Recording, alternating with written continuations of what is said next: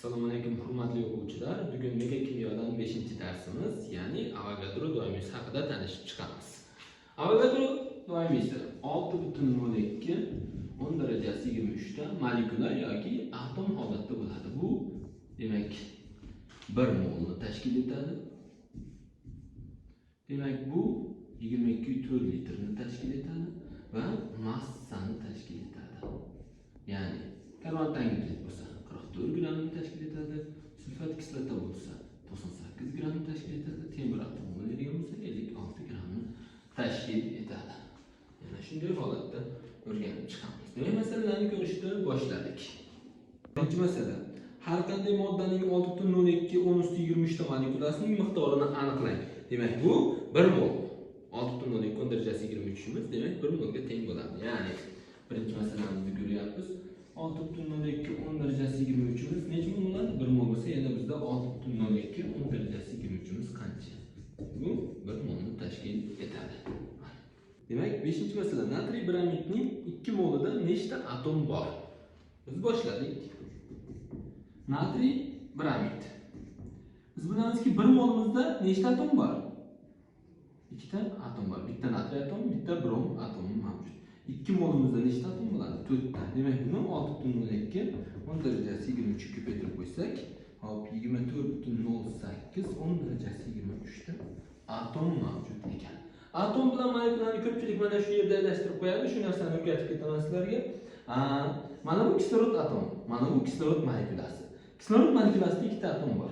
Mana bu sulfat kislota molekulasi 1 mol. Mana u ham 1 mol, mana u ham 1 mol. Sulfat kislotada lekin 7 ta atom bor. 2 ta vodorod, bitta oltin gul, 4 ta kislorod atomi bor. Hop, yoki bo'lmasa alyuminiy sulfat. Alyuminiy sulfat. Bu ham 1 mol.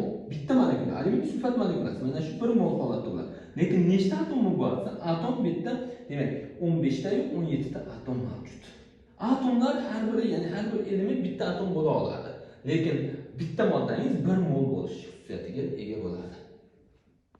9-masala: 192 gram azondagi molekulalar sonini toping.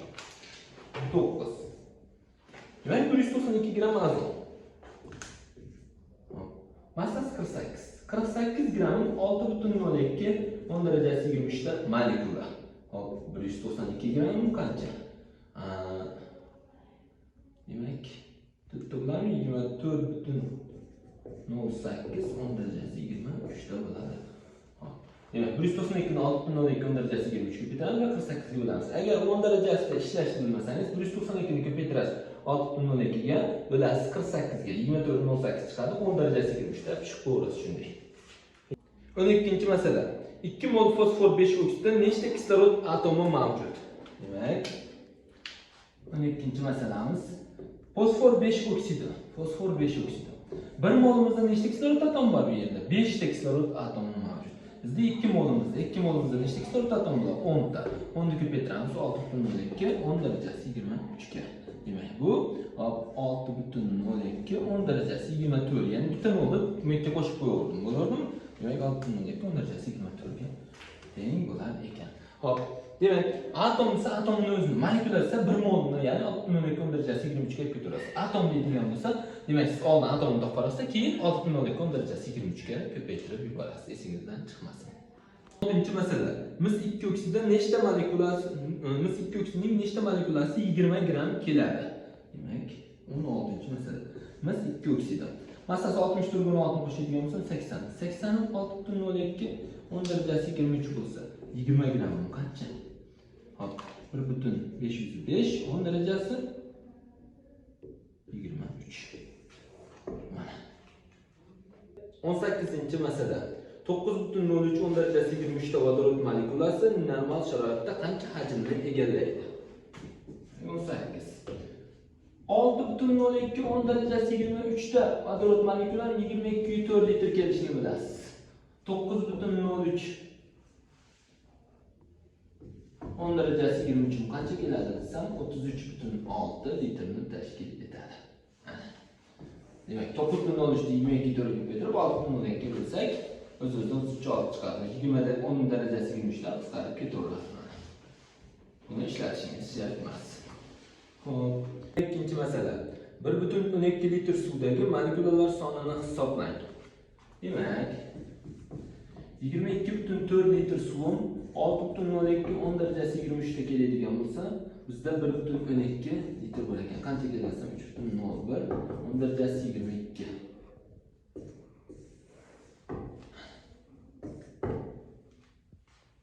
Oltinchi masala. Massasi 30 gram bo'lgan kalsiy karbonatdagi molekulalar sonini toping. Demak, 26-masalamiz kalsiy karbonat. Massasi 100 gram. 100 gram bitta molekula bo'ladigan bo'lsa 30 gram qancha? 0,3 ta. 30-masala. Massasi 252 gram bo'lgan natriy sulfitdagi atomlar sonini toping. 30-masalamizda demak natriy sulfit. Massasini hisoblaymiz. 126. 126 da demak atomlar soni. 2 ta natriy atomi, bitta oltin gugurt atomi, 3 ta kislorod atomi. Demak, jami 6 ta atom bor. Bizda 252 da nechta atom bor desak, 12 ta atom chiqadi. 34-masalamizga keldik. Massasi 426 gram bo'lgan natriy sulfatning mol miqdorini aniqlang deyapti. Hop. 34-masalamiz.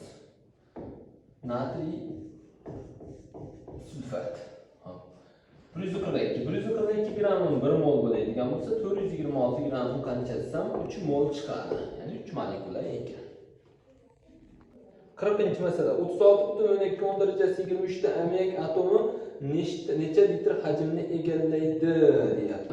Ammoniak atomi haqida gap ketyapti. Demak, ammoniakda bitta azot atomi plus 3 ta vodorod atomi mavjud. Jami 4 ta atom mavjud. 4 ni endi 6,2 ga ko'paytiradigan bo'lsak, 24,08 10 darajasi 23 ta atom mavjud. Shuning demak normal sharoitim 22,4 litrni egallasa, hop 36,12 10 darajasi 23 qanchani tashkil etadi?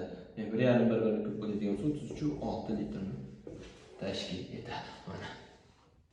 41-masala. 3,01 10 darajasi 23 ta vodorod atomi necha litr hajmni egallaydi? Vodorod atomimiz ikkita saqlagan uchun 2,04 10 darajasi 23, ya'ni 6,02 ni 2 ga ko'paytirib olyapman.